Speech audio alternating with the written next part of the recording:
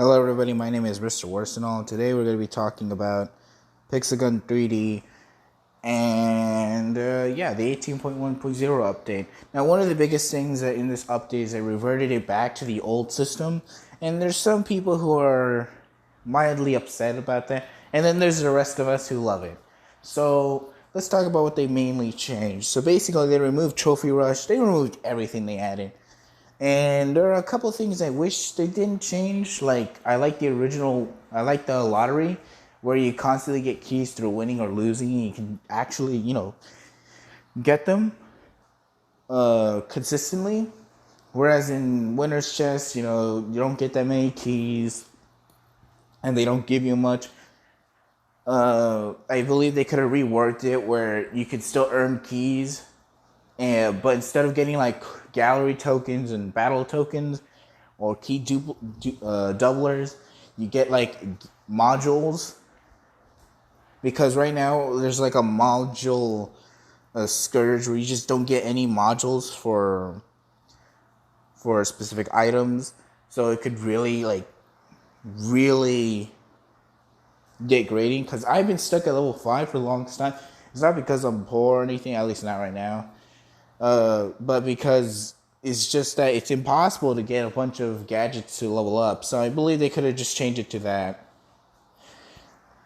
Other things they should have changed, should have never done actually, was the bot system. I can't believe developer time went into making a bot system where the bots don't even jump, effectively use their gadgets, weapon swap, or anything. Pixagon is not a foundational game. What that essentially means is that, a player in Pixagon is not the same as any other player. Like if you were playing COD, Halo, Gears of War, if you set them all and start up a match 5v5, it would be fair because all of them start the same way, or at least have the base mechanics to stay the same. However, in Pixagon, it's basically an RPG at this point, where people have loads of different weapons, but never the same damage output, play style, skill level, or really anything. No player is exactly the same. While a bunch of 3-cat spammers have their own weapons and combinations, they're not all the same. They all react differently and fight differently and play differently. And having a system which told players, like, oh, you can fight against this guy, especially it's just a matter of chaos. It was just terrible. They should have never done something like that. And in my opinion, the trophies is the best indicator because it speaks volumes of how consistent you are. Because in the last one, you always got tags by just playing the game, so the game just went up. But if you the trophies in this game only last for 3 days, meaning in 3 days you've been playing your butt off. Like if I fight this level 22,000, I know they play the game so much, but a player like me, I only play a little bit. But that's how it is, in my opinion.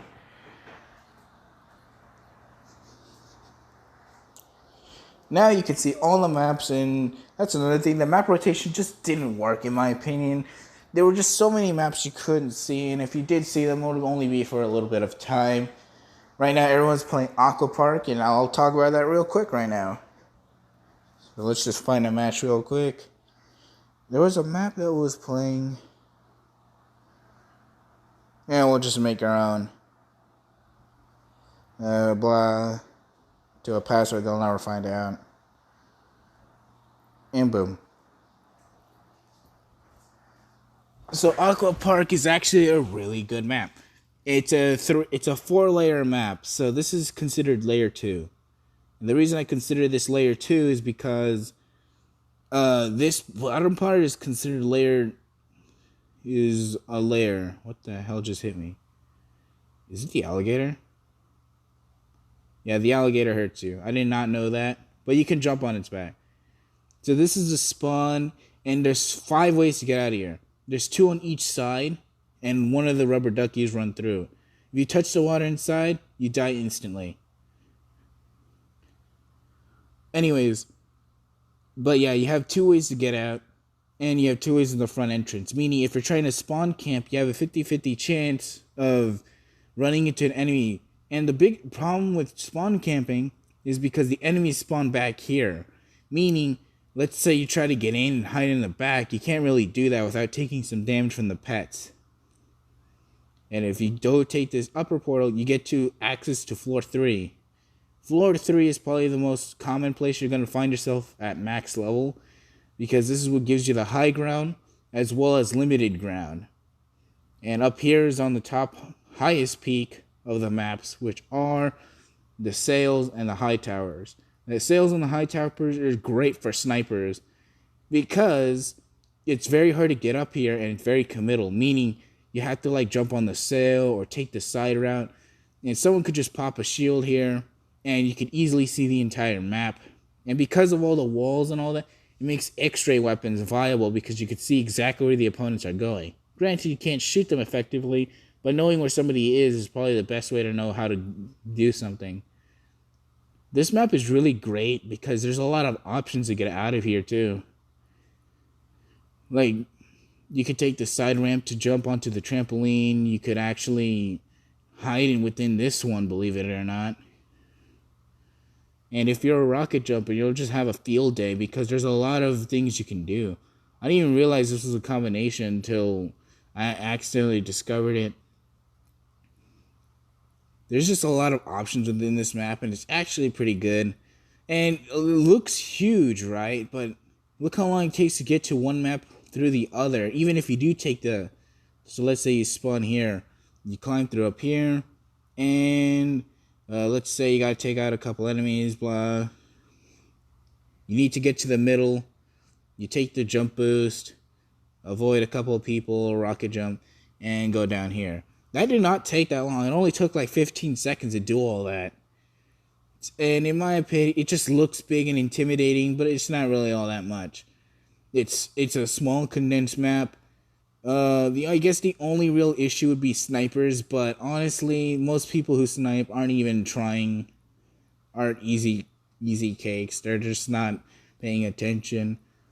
But this map is really good, honestly. And another thing that makes it balanced is the simple fact that there's no, like, dedicated fight sound. Like, in Pool Party, it's always the center point. Or there's no, like, specific choke points. You only have mini battles on this map, which makes it great because it's essentially a bunch of 1v1s. And if you really do need to take on more people, it's mostly going to be at the spawns. The only thing that will suck is that Pandora box users will be spamming their thing all the time. But in my opinion, whatever. I'd rather have a good, well-made map than a bunch of poorly made maps. Like Sky Islands 2.0. That really sums up the idea of 18.1.0.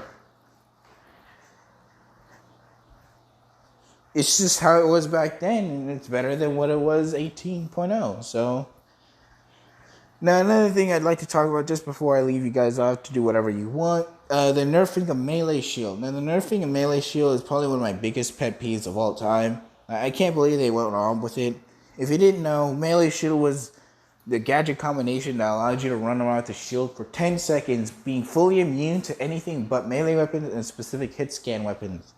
This was considered like newbie and overpowered because people were spamming the triple bind doing that.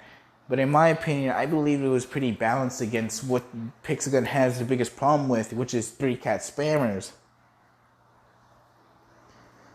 I think the biggest problem that a lot of people tend to ignore and call skillful is like 3-cat spam, because they see esoteric and YouTubers just spamming the hell out of it and getting these nice clips. But in my opinion, if you have the ability to one-hit kill anybody, and even if you do miss, you don't have to worry about the consequences of missing your shot, I think, in my opinion, that's just really dumb and something that should not be promoted. Simply because of the fact that, you're basically just getting instant kills with no risk. And because there is no risk, like, if you wanted to do heavies only, like, very powerful, like, one-hit killing attacks, you would equip the ultimatum, the Royal Revolver or shotgun pistol, a charged melee weapon, like the Necklace of the Ice King, the the Eliminator, and like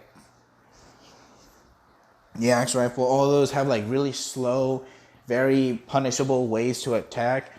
But most 3-cat spammers don't like doing unsafe, so they do the same thing, like Laser Cycler to Ultimatum to like the Heroic Epi to Digital Sunrise. You know, the basic combos that is so easy to pull off. There's no risk to it, and they could easily exploit it for all they want. That's what I don't want. And Pixelgun's gotta stop nerfing stuff, and they should actually start buffing every weapon around it. Because it's not that 3-cat spam is overpowered. It's that 3-cat spam is really the only way to get good results. But anyways, that's about it for my rant against 3-cat spam. And I hope you guys enjoy your day. Peace.